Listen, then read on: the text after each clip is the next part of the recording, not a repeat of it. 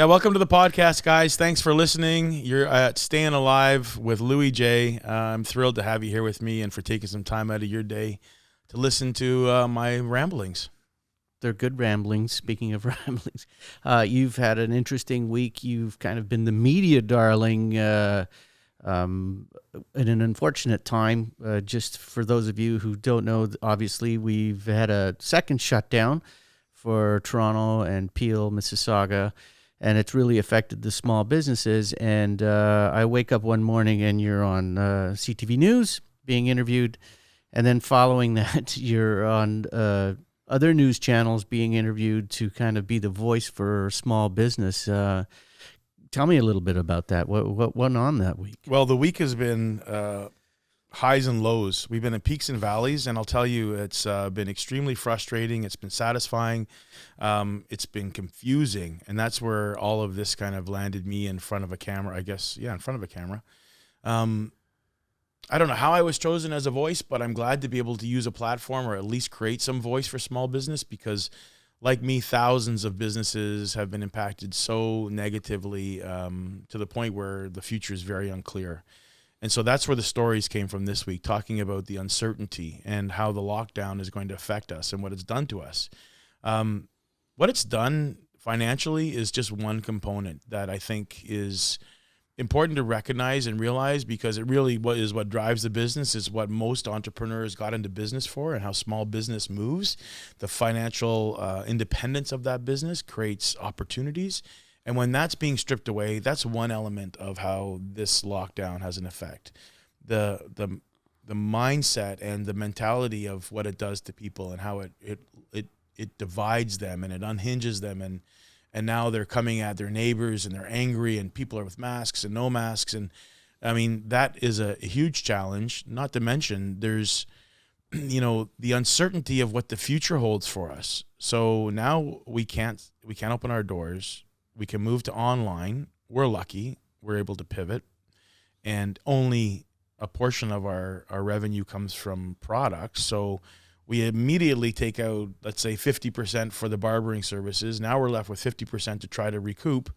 I said in the interviews this week, we're no longer focused on profitability. That's got nothing to do with the conversation. We're focused on at least trying to recoup some of the investment we made and by putting products on our shelves. That's huge, man. And at that, you only have one vehicle to do it in, which is to sell it online. So what happens to the seniors? What happens to the people that don't have credit cards? What happens to the people that are maxed in their credit cards and don't know how to attach their bank accounts to PayPal? And so they're completely knocked out of this equation unless they were to go to a big box store. And they're still allowed to operate in this lockdown. To me, it's the decision that needs to be reversed. It needed to be reversed the day after it came out, when people said, wait a minute, this doesn't make sense. They need to go to an equal playing field, a level playing field proposition, which could be connected to limited access. Why not have a model that says that if your environment is 1,000 square feet, 2,000 square feet, 20,000 square feet, you can have X amount of people per square foot and do it safely and do it with regimentation and protocols like we were. Like we were heavily mandated to begin with, and then add to it all the protocols. You probably couldn't have been in a safer place than a barbershop or a hair salon. Yeah, we had a guest on, Michael Bacon, when he was talking about live events and stuff, and he pretty much put it simply, it's all about numbers. It's about numbers. It's all about numbers. They have it solved with numbers. It's a proven fact. I don't understand why they couldn't implement it. But basically, we had two headlines going on this week. The fact that there was a shutdown, and then you have an individual that's a small business owner defying the rules, getting all this notoriety because he's defying the rules of keeping a restaurant open for dine-in when he could clearly work his takeout.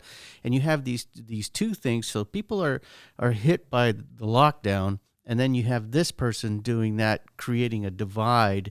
And it was kind of a weird week, very weird week. Yeah, it was. I think the media was starving for the story, and they kept pushing it. And I thought the more attention we give to the recklessness of that individual, and I say recklessness, like, listen, I'm not in a position to judge anyone. I really do want to use empathy and compassion when I approach any situation. And I don't know what he's going through. No. So how can I possibly say what's right or wrong for him? However, I will say this, that if you are prepared to put people in harm's length and compromise everything that we've all worked towards simply to be able to turn a profit or make a statement, then I do have an opinion. And I don't follow that thinking. I don't think it's productive. I think the divide is even wider now because either you're on board or you're off board. And there's a GoFundMe page right now for that organization that's generated over $260,000. Well, here's the thing. This is not an opinion. It's just a thought, because my opinions really don't. I don't like to share my opinions, to be 100% honest with you, because I feel like I don't have much to say. But my thought is, this individual also, here's what's not being spoken about. He also has another barbecue shop in North Toronto, like Leaside area, which has been gangbusters since day one. This new spot that he opened in the Mississauga or Etobicoke area, Toronto, probably doesn't have the foot traffic like the other place does. And I thought, maybe this is a possibility for him to get some exposure. I mean, he was the conversation across the country. Yeah. Everybody knows the name of this barbecue shop. Good or bad, it's now in the vernacular of everyone. People are discussing it with family members and everything else, too. So I kind of felt like, here's a thought. Was it just an opportunity to make a name and make a splash? But I think there's a price to pay for that, too. There's a huge price. I think, maybe that was the idea going in, that I'll talk to my lawyers, find out what the fine's going to be. Let's use this as a PR piece.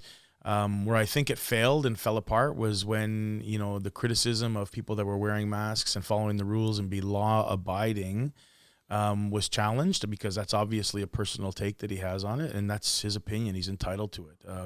Everybody can change their opinion. When you start to learn and figure out how things change in life, you could change your opinion and recognize that what you thought yesterday is not right for tomorrow. And I think he'll wake up at one point. I'm not suggesting he should, but at some point he might look at it differently. Well, he was fortunate because he's in a business, which is a restaurant business, where he could continue to stay open and just do takeout. Right. A lot of these small businesses are shut down. People are unhinged.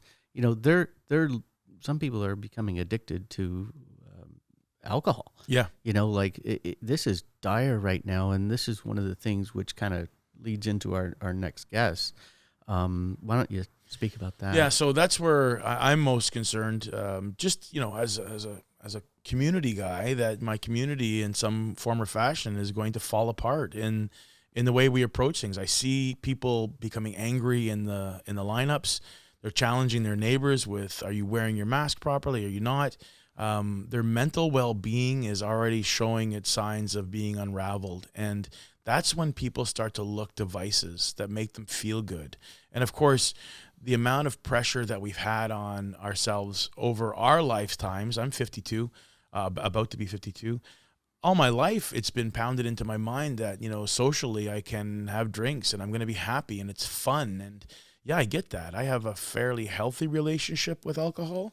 But when you're taking it as a relief, and you need to escape, and now it becomes part of your routine to the point where you can't function without it, that's when the relationship needs to be questioned. You need to step back and figure out a way to get out of there. And that's exactly what we're talking about today. I got a friend that's coming on, JT Wahlberg, that's been to hell and back, and just have him recognize where he was unhappy for some reason, drinking endlessly, and then decided on good advice from people that loved him. And that's where I think we need to step in. If you see anybody that you think is struggling, you need to have that hard conversation. You need to make sure that they understand there's resources available. Everybody knows that, but I think in the storm, you can be lost and you're going to forget, and you're going to continue doing what makes you feel good, because why wouldn't you? Everything else makes you feel like crap. That's where you need to really concentrate on. And to that point, JT takes us through a story that he's actually authored a book about. He penned a book about his struggles and how he forgot to stay sober and how he almost killed himself through that. So I can't wait to have that conversation today. Yeah, well, it's a great conversation, so let's listen to it. Whether you're a brother or whether you're a mother, you're staying alive, So I'm so grateful today because a friend of mine, actually, we started working together just over a year ago. And that's what I love about my life. I get to meet incredible people, and now as a chance in this podcast, it's a bit of a platform to be able to have real conversations. And I said last week that what was great about bringing guests on is that I'm having ordinary people that are doing extraordinary things. And I'm grateful for what JT's gone through and been through and what's he going to share with us today. So I want to welcome my good buddy, JT Wahlberg, to the podcast. Welcome, bud. Hi. Thank you, man. I'm super stoked to be here. I couldn't be more excited to spend this time with you. That's great. I think, the intention was to talk about real life experiences in this podcast and then to share those experiences because, not only is it a form of, let's say, entertainment, but education, some chances to draw relationships with people that and you begin to find out stories and you begin to realize that there's many layers to people. And I remember we were hosting an event, and of course our worlds are around to host and to be entertained. And, if we're doing a staff event or whatnot, we go out and we celebrate, and that always revolves around alcohol, some social drug use, and on occasion, and the likes. And I recall, I always pay attention to this because I think I'm sensitive, but I recall you not wanting to have a drink. And in this environment, it was, the exception to the rule. And I quickly picked up on that. And I think privately I said, just curious, is there any reason? When it's a lady, you can almost make one assumption that she might be pregnant. Of course. And then you stay away from that. But then you were kind enough to let me in. You opened up the door and we had a conversation, and I thought that it was very powerful in how you participated in that event, knowing that you had challenges with addiction, and yet you still came out and you were equally as fun and engaging as everyone else. You didn't need the substance.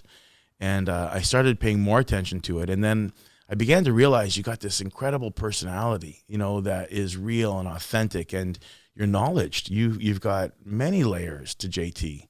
And so I wanted a chance to be able to get on and just chat, figure out what the world is. We'll talk casually about, the trials and tribulations and victories and success that you've had. So why don't you take us all back to like that moment? I think the best part of this is that you just wrote a book, and I've been able to leaf through and see some excerpts from that. And you speak on a level that I think everybody can relate to, whether they have challenges with addiction or not. I think it's just a matter of being driven and being happy. And that's a big piece of what this podcast is about. So let's talk about the story, man. Well, that conversation that we had at the cabin Christmas party, right? It just stems from being open and honest. And if I'm asked, why I don't drink, I'll tell you why I don't drink. Alcohol is the only drug in the world that a person has to justify not taking. That's amazing. Think about that. If Frank was to offer me some heroin to shoot in my dink, and I said, no, thanks, Frank, he'd just be like, oh, okay, cool. But if I'm offered a beverage and I don't accept, I've got to come up with this huge excuse, why? Are you driving? Are you not feeling well? No, I don't drink. And then people start to get conscious about their own consumption, and it's really off-putting in my early experience. So now, like you said about being real, and I was open with you because you deserve that respect, because I hadn't known you for barely 2 months, I think, or 3 months at that time, but we made that connection, and I said, well, I'm going to be open and honest with Louie. I said, no, I don't drink. I had a huge problem with it. I nearly died trying to get sober because I'm a dumbass and did it the most incorrect way that any human being could possibly do it. And I told you, and you looked me dead in the eye, and you just said, okay, if there's anything I can get you water, get you this and that. Like I've been in situations, big events and stuff where all of a sudden I've become the focus of everybody's animosity towards, like, you got to have a drink, man. Come on, dude. Like, why? So At some events in the past, I've just gone to the bartender, given them a $50 bill, and I said, "Hey, can I talk to you down at the end here?" And be like, "Hey, man, I don't drink. It gets kind of awkward. Can you just give me like a soda with a lime that looks like a gin and tonic or a vodka tonic or something like that?" But in that first experience with you, I was just like, I'm just going to tell Louie straight up, Yeah, and I respect that because it takes a lot of courage. And I think when you come to that point and you recognize that this is the right way to approach it. Well, there's no right and wrong. Screw that. This is a way to approach it that keeps everybody, informed, and it could help. And it did help me. It made me realize that, I started to look at things. I was already looking at things differently, but that made me really put a lot of thought into the fact that every single Monday we come in to work at the time, when we weren't shut down and locked down, the first thing that comes out of your mouth, and it's more often than not, is like, "Man, did I ever get wasted on the weekend?" Or, "How was your weekend?" "Oh my God, we got shit-faced." Like it just wasn't, when you start to realize at some point that conversation needs to change, and it's been like that for 20 years. You start at an early age, 19, 18, 17, younger in most cases, when you're dabbling in the drink. And then you now make it part of the routine. It's part of the conversation. It's about, let's hit the liquor store for the weekend or more, if that was the case, when it's taking control. And our conversation just revolves around how drunk we got. And I think most of us will admit that we've had those Monday morning, conversations more often than not. And it's completely acceptable. Your point about it's the one drug that you have to defend while you're not doing it. It's incredible to think about it like that. And the fact that it's so socially acceptable and unacceptable not to. And it's kind of like a diet, the way I look at it. Like whenever I've, attempted to really put health and consciousness and mindfulness into play, and I've been very strict on the food that I was putting in my body. The minute you're in a social environment and you're not participating at the same level as everyone else, you do become a topic of conversation. You become a point of interest. We're like, no, just this one time, go ahead. And how difficult it is for anyone trying to overcome anything, whether it's an eating addiction, a drinking addiction, a drug addiction. When somebody just constantly says, "It's okay, you can just have one." Like, that's a challenge, man. Yeah, and I know you nailed it 100%. Like, and I know for me personally, I'm not that guy. I can't just have one. Right. Right now, I'm 6 years and 4 months sober, and if I had just one, it would be 1,000, and I would be dead. Beyond the shadow of a doubt, I know this about myself now. I knew that probably 48 hours after I got out of the emergency room, that if I had one drink, I would be dead. And I've been in those conversations where, and with some of my closest mates are like, hey bro, just have one. Like, one's not going to kill you. And I physically grabbed one of my buddies one time. I say, "Yes, brother. It will kill me. It literally will kill me. I don't have that. I broke that on-off switch. One of my best mates is able to do that. He can have literally one glass of wine with a meal. I can't. Right. And if I did, I would be dead. So where did you, at some point, you recognize that, consumption's on the rise, things are getting a little out of control? I mean, was it the industry that you were in? Like, what really started the whole, I'm drinking beyond social, I'm drinking out of control? That's a great question, and one to this day that I can honestly say that I don't know where, but I know looking back that it was a gradual thing. It started, I was the kid at your parents' parties that was, mixing drinks and stuff, and I just saw, like you said, we're conditioned to drink alcohol non-stop. Yeah. Like every event, whether it's a funeral, a celebration, anything, drinks with the boys, beers after work. I don't think in the corporate industry there's such thing as like a 3-martini lunch so much anymore, but that used to be a huge thing. I just noticed my consumption constantly going up. I was in the food service hospitality industry. I was a chef for years, and I could hide in that industry very well because you're constantly around the booze, and then just nonstop. And became just not on the weekends. It became every day. And then it became more and more and more, to the point where I did a restaurant project with my best mates, one of my mentors in life, my team leader in life. He's my big brother personally. I don't have a big brother, but we did this restaurant project, and it was a lot of stress. It was a lot of work, and I just kept drinking more and more and more and more. And my best mate, who I dedicated the book to, Michael, he had 2 conversations with me that were like, "Hey, man, your drinking is starting to impact your performance at work, and we can't have that." And then the second conversation was like, "This is your brother telling you that you're gonna die if you keep drinking the way you're drinking." And I made a decision. I said, "Okay, well, I'll just quit." Just like that? Yeah, just like that. Literally, like I decided on a Sunday that I would drink. I just get normal Sunday day off, just wake up in the morning, start drinking. And honestly, Louie, I was that point, my father had been dead for, I think, about 8 months. But even before that, I was drinking every morning, like just to stop shaking, to get my head right. To go perform and be part of just the to day. do that, to be, the host of the party at whatever restaurant that I was having to go to that day. And I decided on a Sunday morning that I would just go about my normal day, get absolutely wasted, normal, which was probably, 40 ounces of vodka, plus some wine, plus, probably a couple beers that were in the fridge. And I would wake up Monday morning and I would not drink. So I had a Sunday, Monday off, and I'd be fine. I didn't do any Google search or anything about, how to withdraw from alcohol. This was your plan, just to kill it cold turkey? Yeah. And I was like, I can do this, no problem. Little did I know that alcohol is the only drug that if you withdraw incorrectly from, can and will kill you. Not heroin, not cocaine, not meth, alcohol.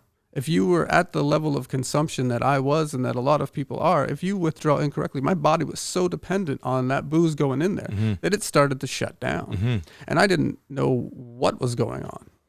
You say that you had, you armed yourself with a bunch of chunky soup cans. Yeah. And you're ready to take it on. So that, the extent of my withdrawal knowledge or get sober knowledge came from the film Trainspotting, a Danny Boyle film based on a book written by Irvin Welsh. And in it, I don't know if you've seen the film, Mark Renton, the main character, rents, he's got to kick heroin. So he goes to his room, he boards up his door. Before that, he gets a bunch of cans of soup. So I was like, well, that's what I'll do. This is 2014. I had, Google at my fingertips. I could have Googled how to withdraw correctly from alcohol and probably gone in a different way. But I didn't. And I didn't want to, because I didn't admit that I had a problem with it. I was like, this is how easy this is.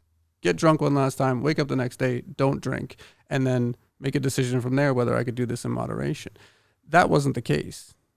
So how did it unfold? I mean, knowing that your body's going to reject all this, your mind is already set, because I think that's the biggest drug that we do have. I think that there's been proof that once you put your mind in motion, that you really are unstoppable. And so maybe it probably was a lot more soul searching and digging deep, other than Michael's comment to you. So you came to that time where it's like, this is it, I'm over, I'm done.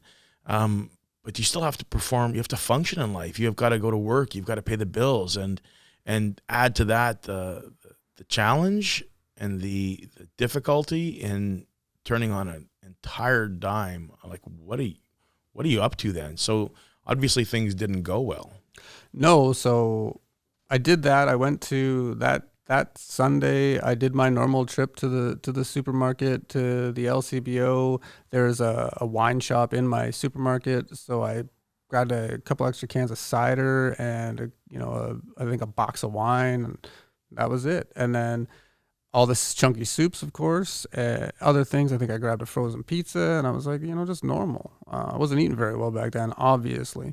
And then woke up Monday, and I felt like normal hangover. No big deal. Cure this, You're used to it. Yeah. Don't drink. What I had done was gone through my entire room because I was stashing booze everywhere. Like, made sure that there was no random, Mickey of this or bottle of this that had a couple ounces of something in it that I could fall back on Monday morning and drink. So did that while I was drinking on Sunday.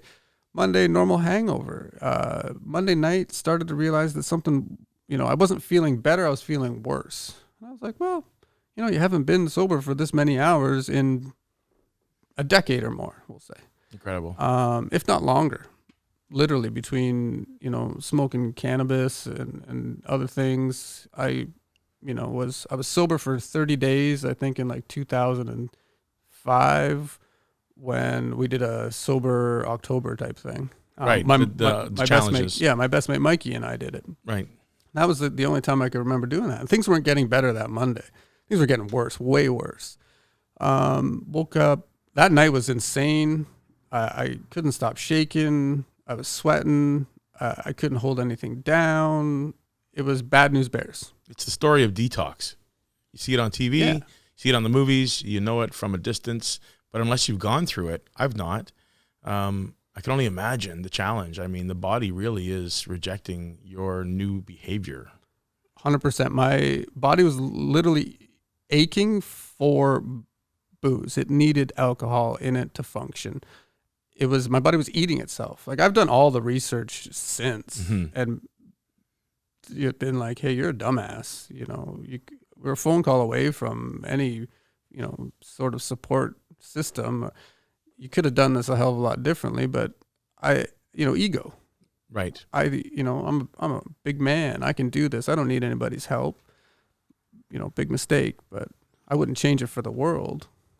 Well, and now, I mean, the story unfolds. The challenges are presented. You've had a tremendous opportunity to overcome those challenges. You penned a book. I mean, I love the notion of writing and sharing and, having a podcast. The podcast for me is my version of a book, I guess. I don't often read books. Actually, I don't read books at all.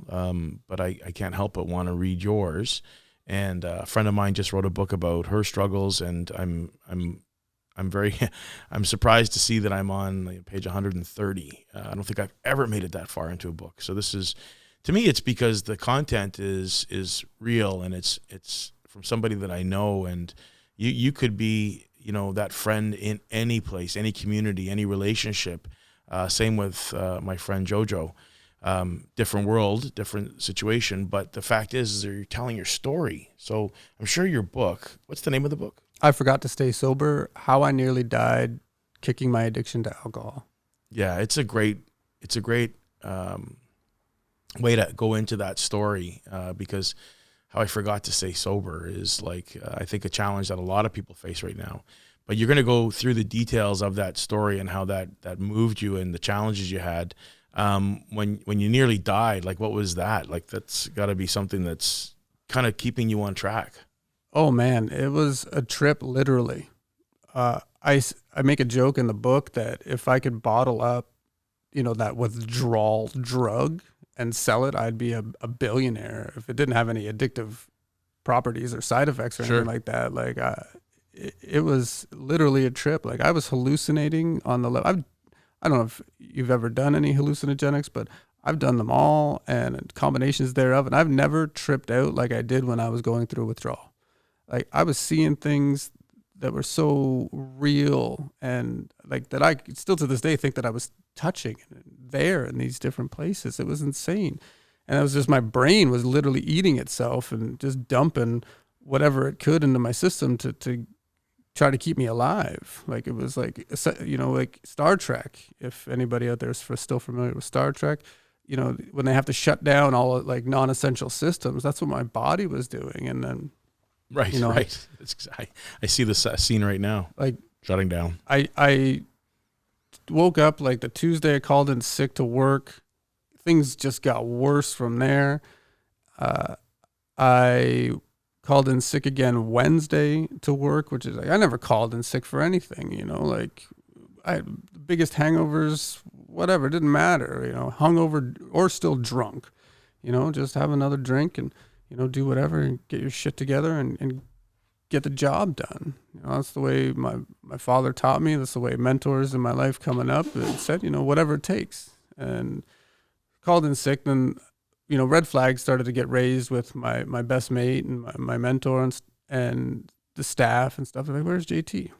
But then a friend's wife reached out to me Wednesday afternoon, a workmate's wife, and she had been in the 12-step program, your Alcoholics Anonymous, and said, describe to me how you're feeling.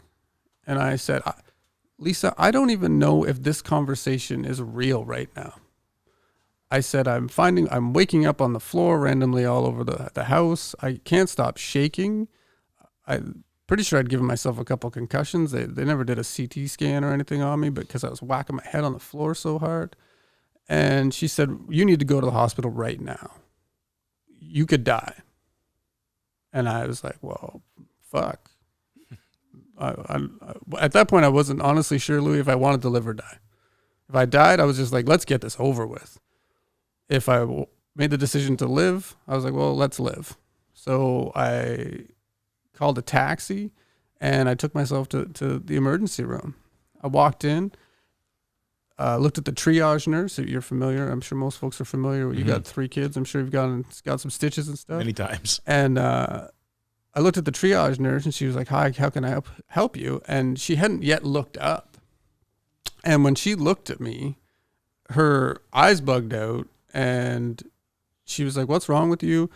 Have a seat. And I said, I don't think I can sit because I probably won't be able to get back up. I said, hi, my name's John. I'm an alcoholic. I haven't had a drink in I think at that point it was, 70 some odd hours. And I don't know what to do. I don't feel well. And next thing I know, I was in a wheelchair getting wheeled into the ER, and right out of the movies, IVs, that sort of stuff, scanners going on, everybody telling me that it was okay.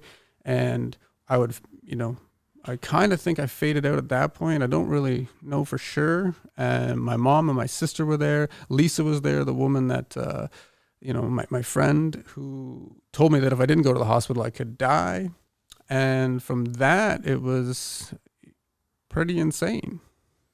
So, I mean, I'm just thinking of all of that coming down and how hard that is. And I think there's people out there that I've heard it before, and I'm sure that even some people listening to this right now saying, well, that's too bad for you, man. You chose that path. And, you're going to have to pay the price. And you ultimately pay a huge price in trying to change your behavior, physically, emotionally, mentally.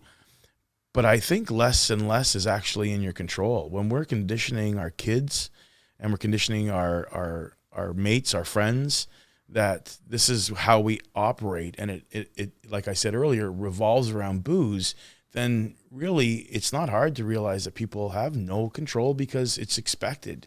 You just have to perform at a level that everybody else is performing, and we're all drinking, so you're socially not acceptable or accepted, unless you are. And so that puts a huge amount of pressure on you and everybody, to be honest. Like even my kids, 21, 18, and 14, I think we've created a healthy, well, there's no healthy relationship to booze as I'm listening to you. There's just none. But there's a healthy approach to it. I think we've created a way to be able to safeguard them from moving too far, too fast. However, yours didn't come overnight. It didn't come at 14. It came after much and many years of exposure. So, I realized that this is really not in your control. At some point, you've been pushed so far that you are given up. You have given up because that's what's expected. Not that they want you to give up, but there's really impossible to get out of that space. It was the hardest thing, hands down, that I ever have done. No doubt. Like you mentioned, and I spoke a moment ago about the conditioning. It's so normalized in our lives that you can't get away from it. Quite literally, you cannot get away from it. There is, like I said, no space where you can enter where you won't be offered a drink. Aside from going to your job. And my job was, hospitality. I was the host of the party all the time and expected to drink. Do you think that industry cultivates or fosters alcoholic outcomes? For sure. Mm-hmm. Every time there's a reward in that industry, it's or a contest is had, whether you're a server, bartender for sales, it's, well, win this, sell X, get a bottle of wine.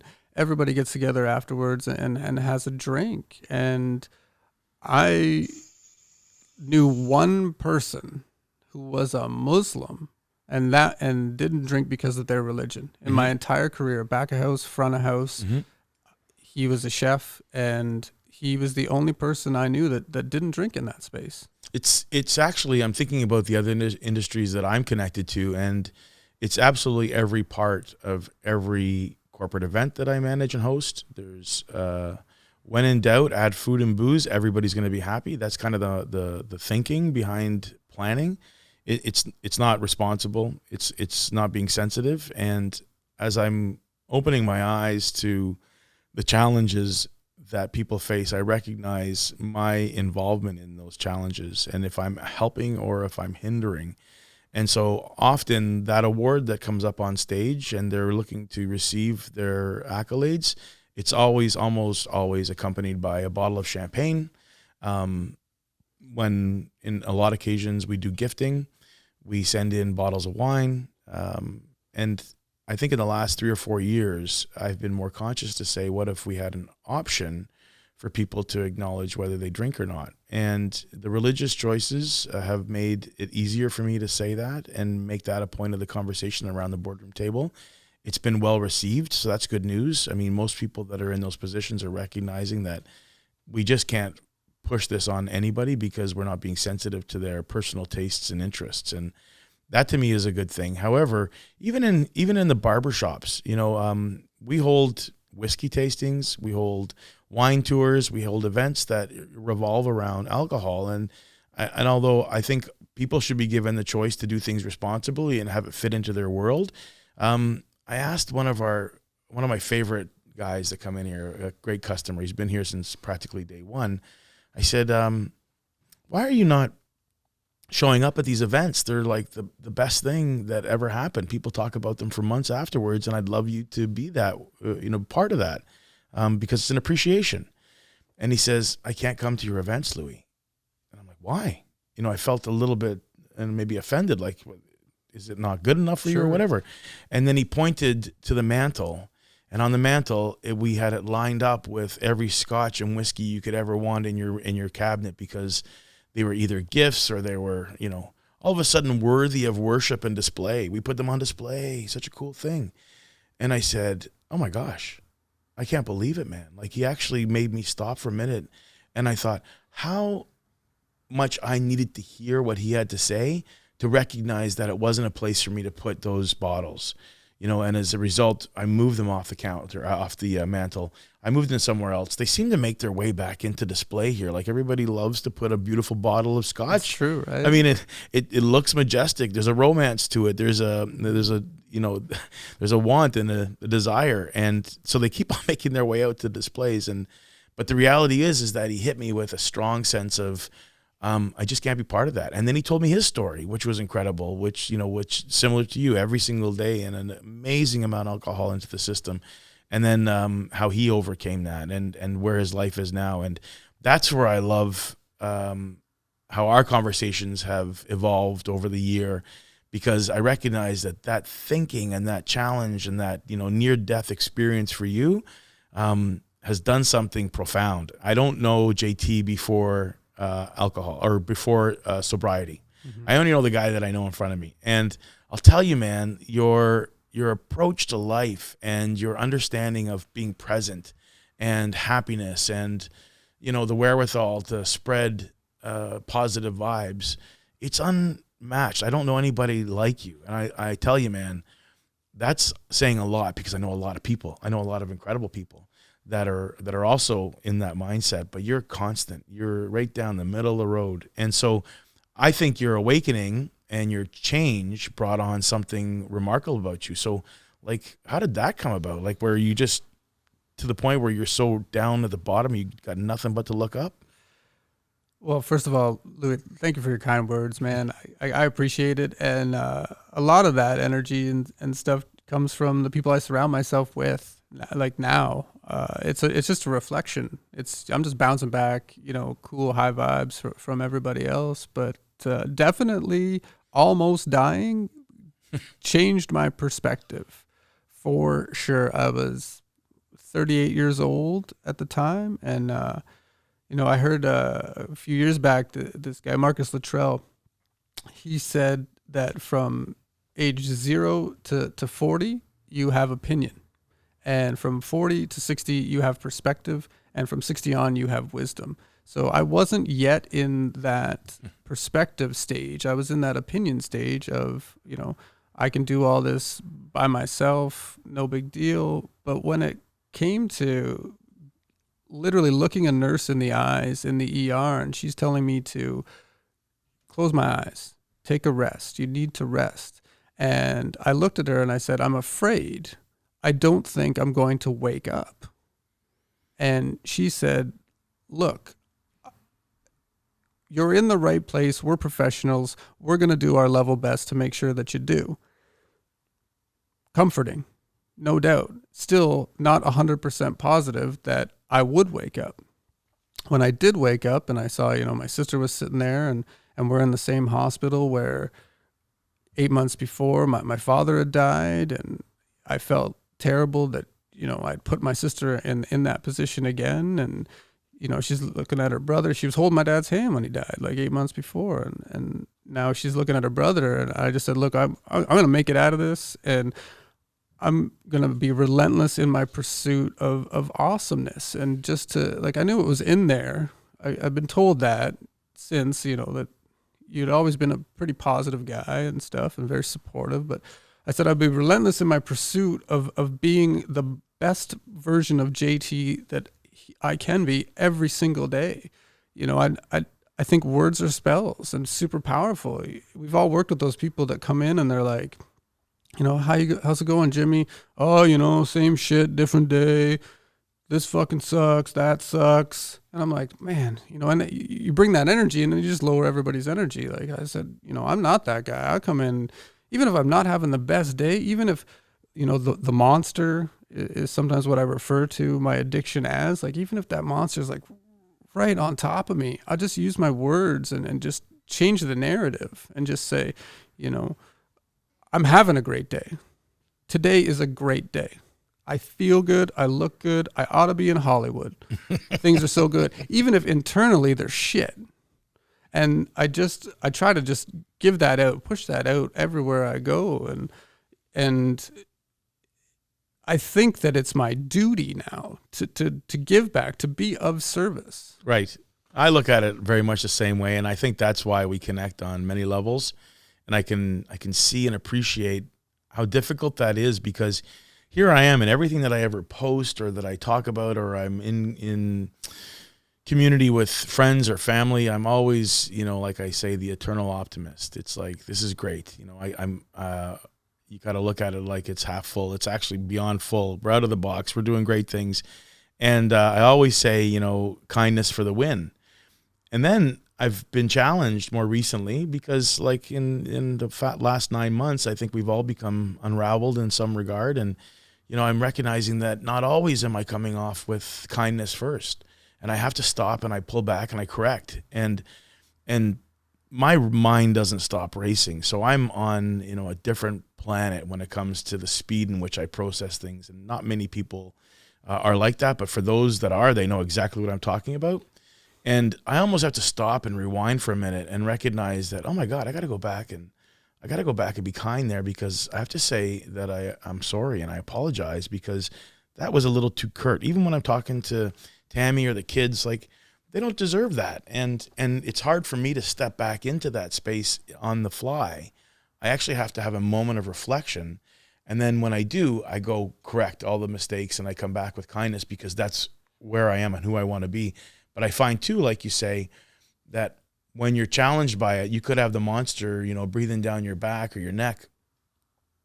And you have to just put out the positivity so that all of a sudden you start to take control of the narrative. And, I do that in the morning. I've got a killer routine that, you know, I talk to myself now, which is really interesting. I didn't ever think that, I always thought people were weird that talk to themselves, and I find myself talking to myself more than I ever did.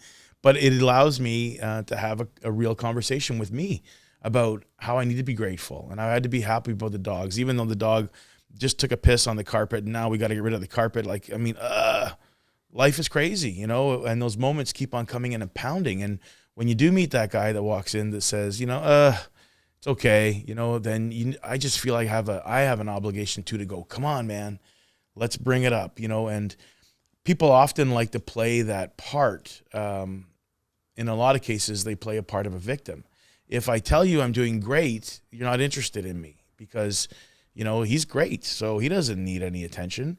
But if I tell you that I'm not doing well, you know, then all of a sudden their interest is to help me feel better. And now they're paying attention to me. And yeah, and then everything changes. And now all of a sudden we're concentrating on the negative part of it. Like I just did an interview on the TV this morning talking about the probable outcome for small business. And I got off that interview and I'm like, I don't like that, you know, because I spoke about the potential that this isn't going to work and we're going to be out and gone. And it weighed heavy on me. It's the first time I got off of an interview or helping somebody realize what condition we're in without that optimistic spin. And so that for me is something I got to think about because I don't want to push out the fact that there is doom and gloom unless I've got a solution to doom and gloom, which is like, let's look at it differently. Man, you look at things differently all the time. I think you talked to a customer on the phone once and she said, I just want to thank you because I don't know exactly how the conversation went. If I recall it, it was more along the lines of, I want to thank you. This experience has been really, really great. Like your customer service is amazing. I think your response to her was, that's because we're awesome. Yeah, I remember that. Yeah. That's amazing. And that was recovering from what ended up being a negative customer experience, client experience. You know, we couldn't provide that lady with the service that she was looking for, but in the end, our awesomeness shone through and shined through. Well, no, shone through. Shone through, yeah. John through. John through, there you go. Something like that. And it became a positive experience. And now that lady's out there, you know, in the world and in her space and telling everybody how awesome Cabin is. And that's the conversion, man. I love it. So what's your routine got in it? Like it's definitely not 40 ounces of booze on a Sunday and maybe a couple of packs of craft dinner. I mean, you're plant-based, you're vegan, and you've got a routine that kind of gets you going. You walk everywhere, man. I mean, wow. My routine, similar to yours, I listened to your, I think, second last podcast maybe now, and about your like 2020 and stuff like that. It's very similar to yours. Up in the morning, you know, between 4 and 5, and it starts with setting the mind with gratitude. And it could be grateful for breathing. Yeah. If I feel like the day might not play out as positive and as awesome as I think it might, I'll just roll everything right back to literally be grateful that you're breathing. Now, count to 7, move, just get going. And it starts with, you know, gratitude. And then I get into some stretching and yoga and some specific breathing exercises. Then I'll hit the computer, do some work. But work for me is writing. It's creative. It's not really work. I'm pretty blessed like that. And then it's a 60-minute workout. It's a big run. And then it's into, I intermittently fast for 18 hours. So I eat between 11 and 5 or like 12 and 6, depending on what, you know, life's got going on and stuff like that. Then I'll eat my plants, and then I've got the rest of my day to just do whatever it is that I want. I just, you know, I'll spend time with my wife, obviously, and all that sort of stuff, which grateful that we get to do a lot more of now. She's a flight attendant with Air Canada, so she's been unfortunately grounded, but you know, you get to spend a little bit more time there and stuff like that. But I just literally, from the minute I wake up, set the intention in my mind that today's going to be a great day. And if things don't go well, good, because there's an opportunity to learn, to be challenged. And if we're not challenging ourselves, or if there isn't some sort of, exterior force that's challenging us, we can be stagnant, and then your vibes are low, and you're not going to grow. Yeah, I think the challenge and the notion, certainly in business, to fail fast, fail often, gives us a chance to reset, recondition, and then it really is for us. I keep on saying this word course correct, but if you don't have those challenges, you just keep on muddling along, and that could be great.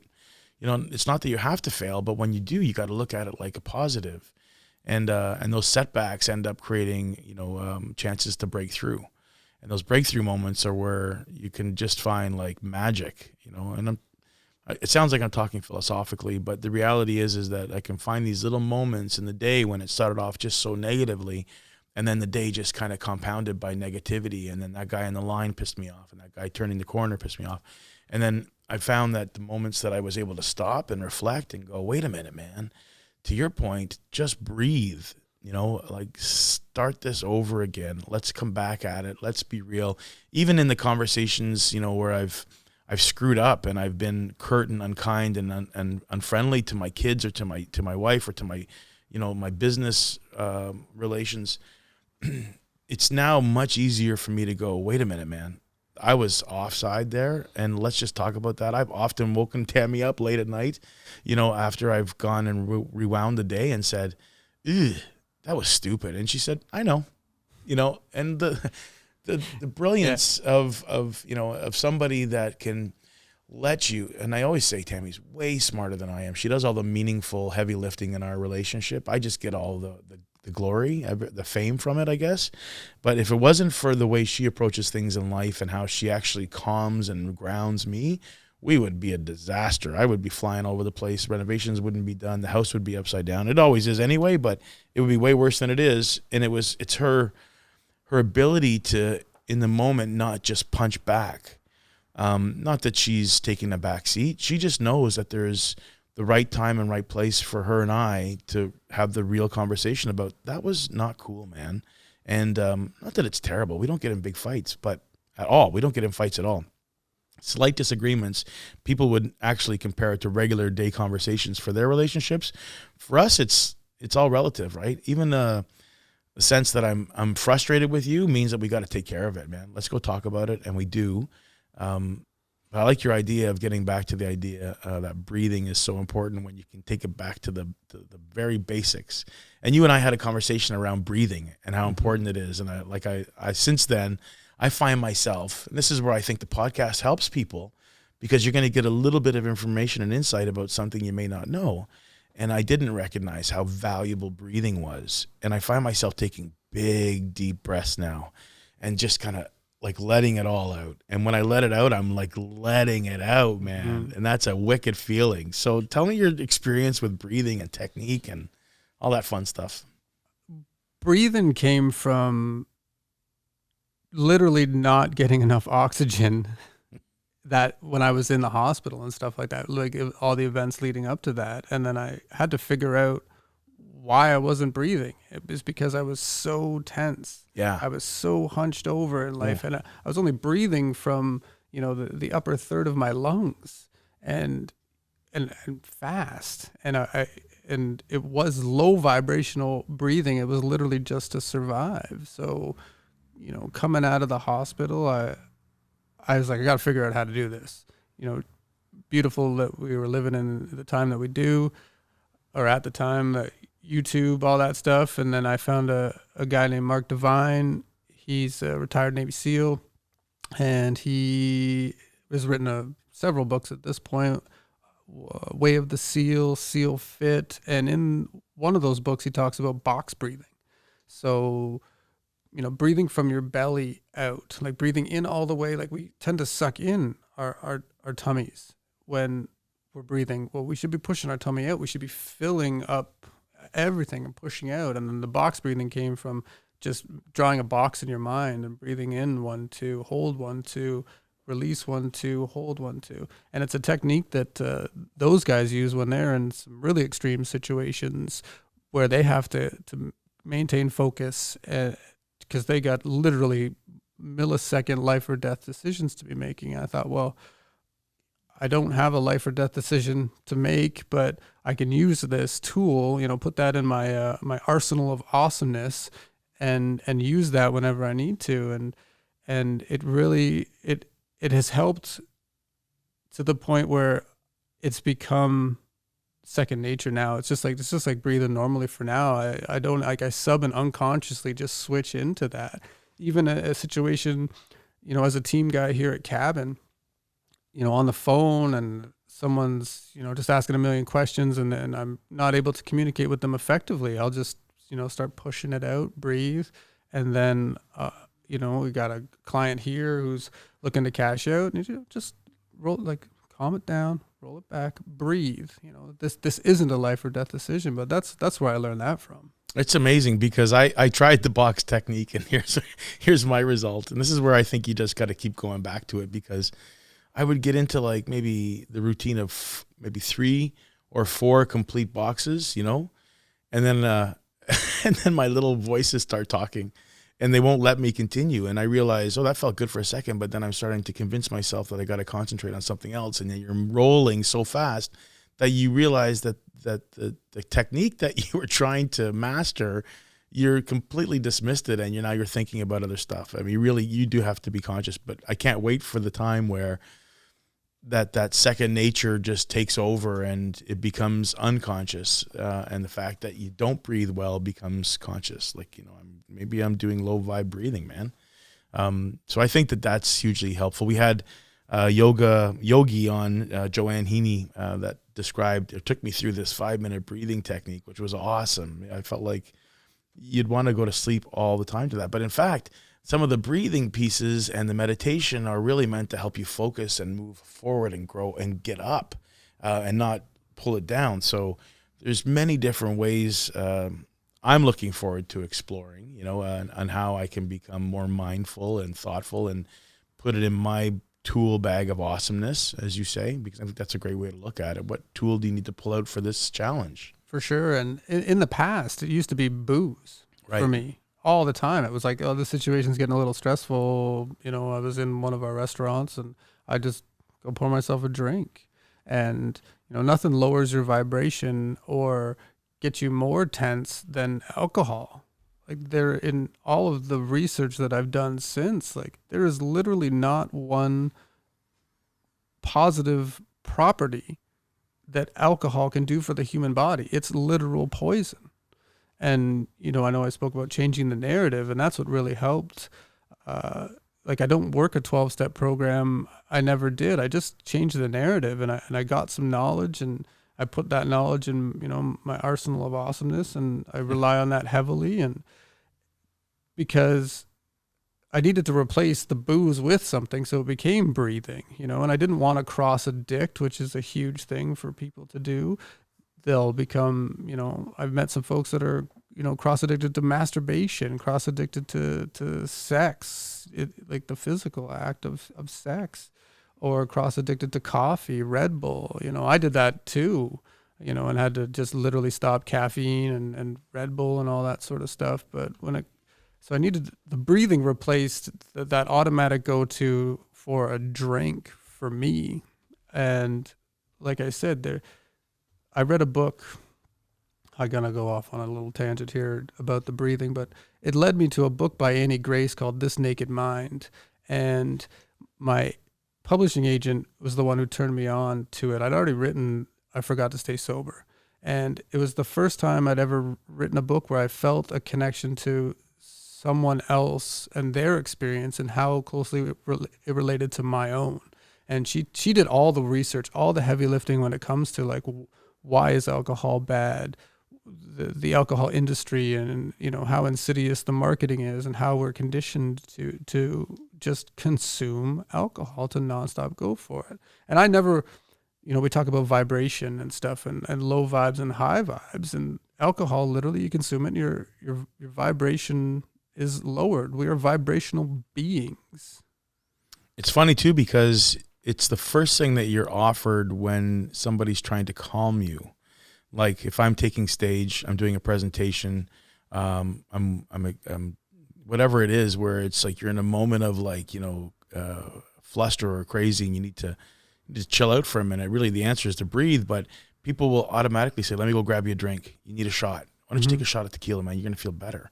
And so you talk about, the marketing or the messaging that we face on an ongoing basis. Upwards of 5,000 messages come out of a human being a day, more in some cases. Yeah, it's it really is. It's remarkable that we're being just, bombarded with messaging from an advertising standpoint. Those are advertising messages, 5,000 plus in some cases. And I read a while ago that in and around 1,500 to 2,000 of them are booze, alcohol, tobacco related. And even now, of course, because, in Canada, we've legalized cannabis, there's another message there. And of course, everybody's done their job, I think, from a government level to private label, or at least white label the products, so they're no longer as romantic. They're not allowed to be on TV.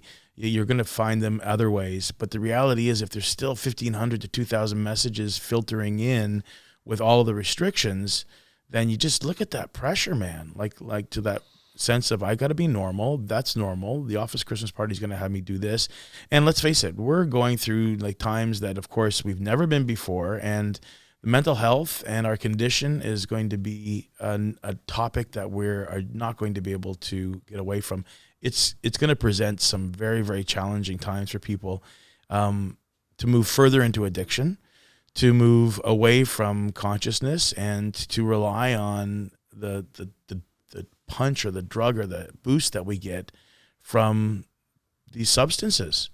So, I mean, I think the cross addiction could be health and well-being and mindfulness, like to be able to shift into that. You went and you're a plant-based guy, man. You only eat plants. I love when you say, go eat my plants. Go eat my plants. Plants love water. Plants love water. Yeah, and we need water. We need plants. Like, should we be not eating meat and processed foods? Like, I mean, that's a big topic, man. I said I would never wave the flag because it's independent decisions people need to make about how they operate. But I feel like maybe it's now time for me to start waving a flag and saying, we need to get off of meat, man. I've done it now successfully for well over 3 years. Well, not well over, I guess coming up on 4. I think everybody's got to try at least, because the humanity part of it in itself, that now is part of my conversation, because now I'm becoming very clear on that, and how it's unnecessary. And how for a number of years we've been lied to, but like, how is it that we can make that move and transition so that it becomes easier? Because it's got to be easy, otherwise they're not going to do it. I mean, I didn't find it that difficult. I did what you did to alcohol, I did to meat. I didn't get the shakes, I didn't get the sweats, I didn't have to go to the hospital, but my body told me, hey man, you're doing something. Something's different here, and it started to recover favorably. And then I got into the whole mindset of like, well, if it's not meat, then it should be healthy, but not always are those choices healthy. And just because you don't eat meat doesn't mean you're being healthy. So like, you're a plant-based guy. Why should we be eating plants only, man? Because it makes you feel awesome. Bottom line. It's my plant-based transition started about 2 years after I got sober. I knew that I could feel better somehow, some way.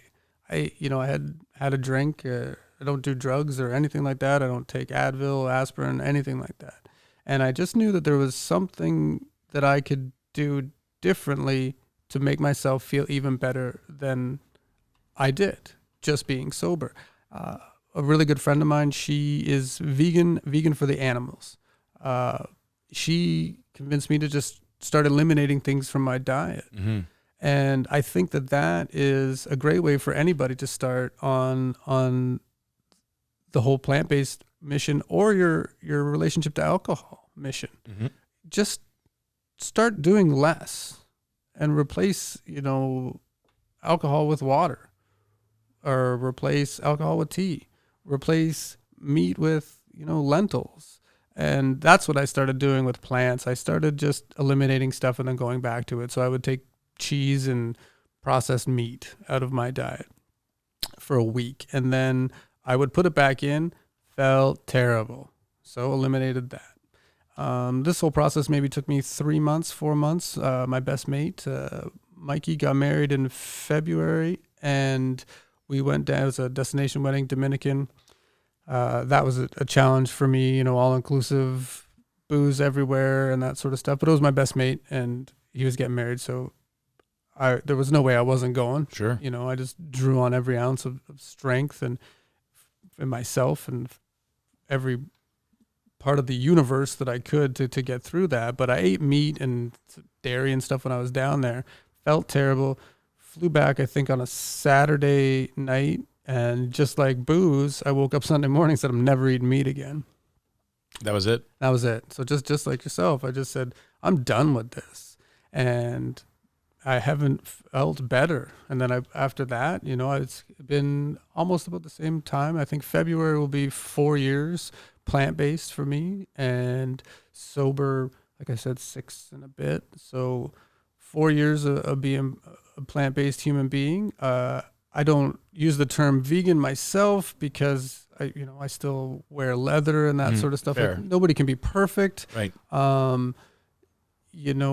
But and I just prefer whole food, plant-based human.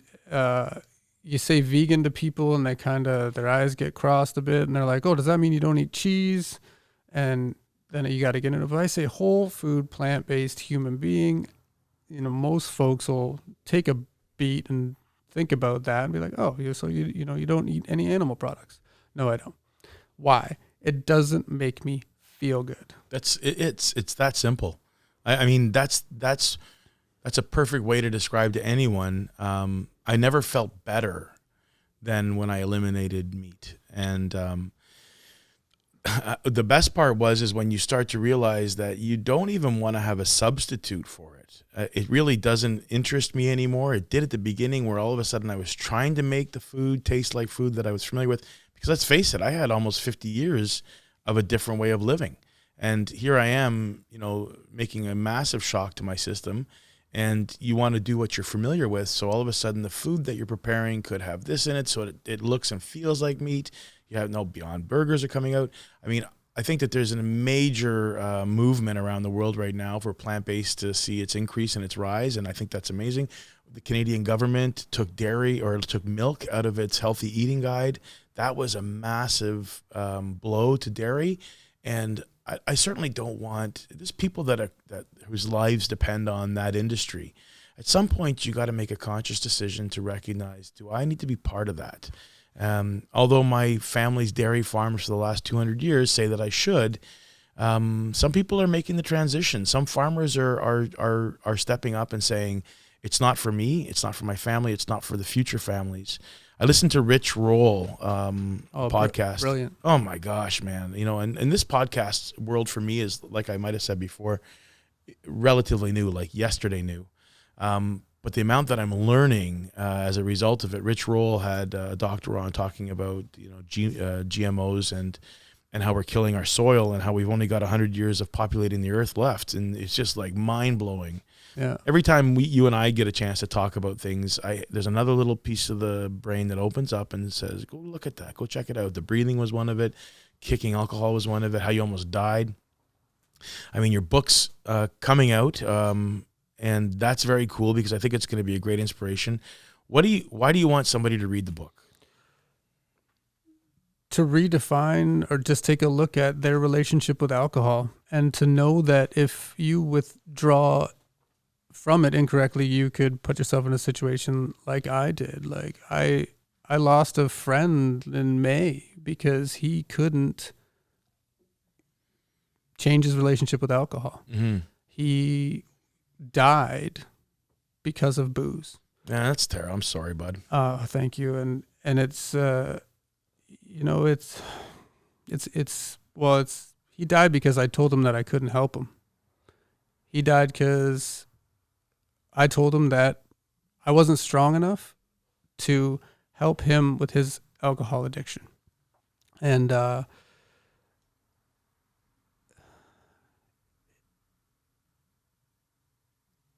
and we went to his funeral, and it was tough, but I'm gonna have to make up for that somehow. I'll see him on some different level, and I'll explain to him, more fully and more in depth that I couldn't do it. I was too weak. I wasn't strong enough to help you.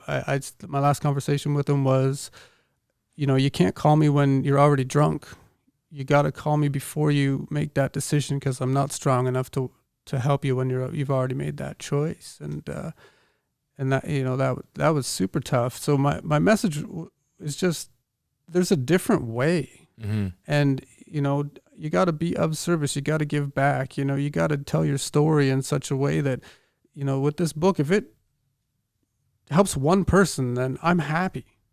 I couldn't be happier. If just one person redefined their relationship with alcohol, and whether they were in a bad way, so deep down that hole like I was, where it was all day, every day, and there was a possibility that they could die from withdrawing incorrectly, hey, reach out. Like, there's, Center for Addiction and Mental Health, where I'm donating a percentage of my royalties to CAMH to give back, to help someone out there who's, maybe not in a financial situation where they can go seek help. Like my friend Mike, he, different Mike, obviously, but he went to like rehab 3 times and couldn't find his way.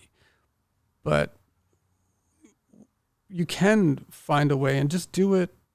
You gotta reach out and get help. Like, I'm a dumbass. Like, I am not very smart. I just try to surround myself with people that are brighter than I am, and read books and get in situations where I can learn. But for the love of God, or whatever you believe in, don't do it by yourself. It's lonely, it's scary as shit, and it's terrible. You can do it, and reach out to a loved one, whomever. If you think that you can't talk to him, call me. Reach out to me. JT, how are they going to get in touch with you, bud? Where can they find the book? The book is at jtwahlberg.com. It'll be out sooner than later. You can jump on the email list there. I'm at JT Wahlberg. Instagram is where I'm most active. I'm not too social media savvy. I do the post to Facebook kind of thing. You can hit me up there as well. But, I know that, my friend died and I wasn't strong enough to help him. I'm in a better spot now. I can help somebody out there. Even if I don't know you, man, just reach out to me, and I'll reach out to someone else, a professional, like that can get you the help that you need. I think there's a lot of people out there that are struggling now. I'll tell you that you've helped me, and I have what I would say is a fairly healthy relationship with alcohol, but I think that I can learn and grow. And there's going to be people that are going to come out of this challenge that we're facing that just, it's going to be such a struggle that the resources, I think, need to come on every level. It needs to be your neighbor. It needs to be your friend down the street, the official organization. So, like, I'm grateful for your insights and for you writing the book and living your life and telling your story, because that's a place of vulnerability, and that's where, again, we create trust, and I trust you, bud. I really do. I always like to end off the podcasts. Today's been a great conversation. It's been, again, real, and you're an ordinary guy with an extraordinary story. But I always like to let people kind of have some insights into things that you just can't live without. And so you've probably got some tools, some tactics, something that you'd love to share, and I want to let you finish off the podcast with that. Well, we talked about breathing, and it was you that told me about that Calm app. Yes. I got into that. That was very cool. But one like piece of tech or app or whatever that you can reach out to.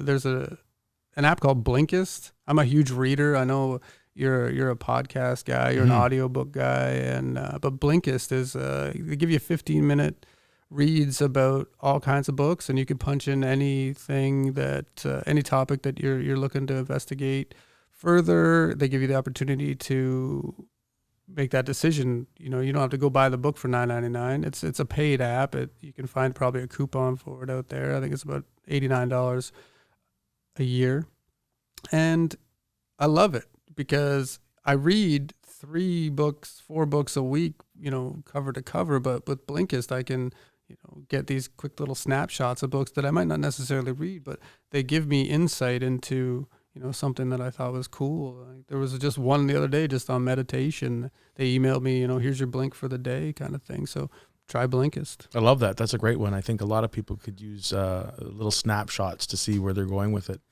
JT, great having you on the show today, bud. I am thrilled, and I hope that we help inspire people to take that leap, or at least look for resources to help that along the way. And look forward to catching up soon and seeing how life is treating you, because your tool of awesomeness is really working. So thanks for being part of it, guys. Thanks for listening today. For everybody that's paid attention, I'm super grateful. And so do all the stuff that you're supposed to do on podcasts, like, share, subscribe, all that fun stuff, because let's just continue the conversation. Thanks for being here, bud. Oh, thank you, Louie. I couldn't be more excited for this adventure that you've started and to be a small part of it. I'm super stoked. Thanks for having me. Awesome, bud. Thank you.